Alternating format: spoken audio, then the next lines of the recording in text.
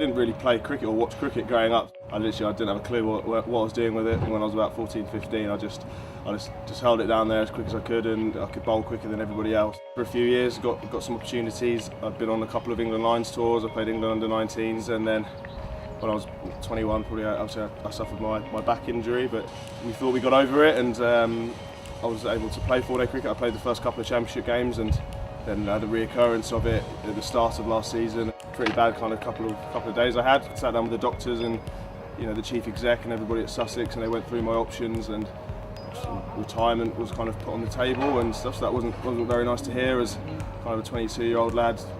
Well, Tamal was selected onto the England Performance Programme over the winter, primarily due to his high potential as opposed to the situation he was in at the time.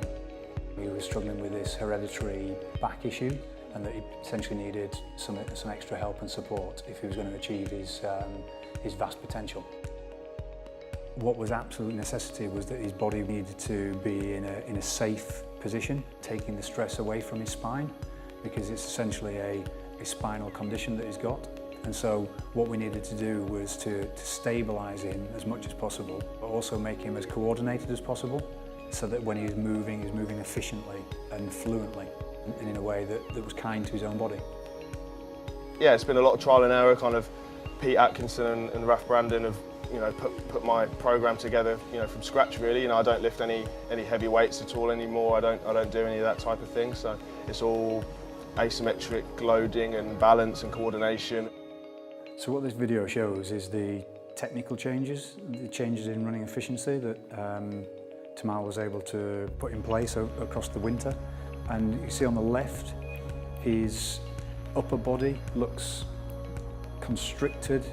This sort of shape there of his spine is not a particularly healthy one. He's going to collide with the floor rather than run over the floor. Whereas in contrast here, this nice stable trunk position, everything is beautifully balanced there.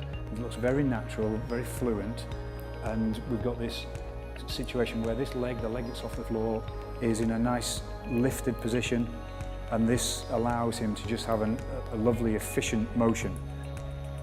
I haven't changed too much. It's just the better my running posture can be, the less stress I put on my back in the long run. So it's just all the little bit, the way you stand in the field, the way you walk, the way you run, it all adds up. Hopefully to a point where you don't have to think about it anymore, and it becomes natural. We're not trying to change the lads or the female players that we work with. We're just trying to get them to be able to utilise their full potential. Gone! What a delivery from Mills! I've had a good season so far, and I felt the work I've done in the winters has paid off for me so far for Sussex, and I've put in some good performances. My body feels good, my pace feels good, so I'm looking forward to hopefully showing that off.